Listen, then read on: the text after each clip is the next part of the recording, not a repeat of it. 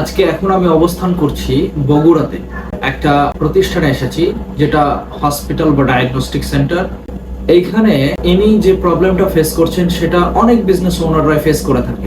বেশ কিছু প্রবলেম আছে, তার মধ্যে একটা মেজর বিষয় আমি এই ভিডিওতে বলছি, সেটা হলো তিনার যে মার্কেটিং অফিসাররা আছেন, কাজ করেন, যে লিড গুলোতে কথা বলেন বা লিস্ট গুলোতে কথা বলেন সেটা তিনি ট্র্যাক করতে পারেন না, এবং যে সেলস গুলো কনভার্ট হয় কার মাধ্যমে কতটুকু হলো এবং কে কেমন পারফরমেন্স করছে, আসলে এই ব্যাপারগুলো তিনি আসলে ট্র্যাক করতে পারেন না বা ট্রেস করতে পারেন না।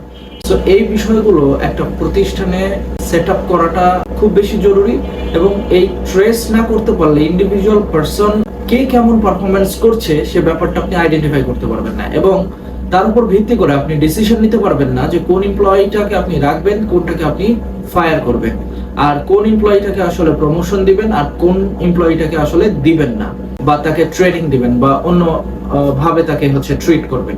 মূল বিষয় এটাই দাঁড়াচ্ছে যে আপনি আসলে মার্কেটিং এন্ড সেলস এই বিষয়টাকে যদি ট্রেস না করতে পারেন এবং সে অনুযায়ী যদি ডিসিশন না নিতে পারেন, তাহলে আপনার বিজনেসের গ্রোথ আটকে থাকবে। এন্ড এই জটলা ছুটানোর জন্য আজকে আমি এখানে এসেছি। আমাদের দেশে বেশিরভাগ এসএমই উদ্যোক্তা যারা আছেন তিনারা এই রকম কোনো সিস্টেম সেট আপ করেননি তাদের বিজনেসে, যার ফলে তারা তাদের গ্রোথকে মেজার করতে পারে না।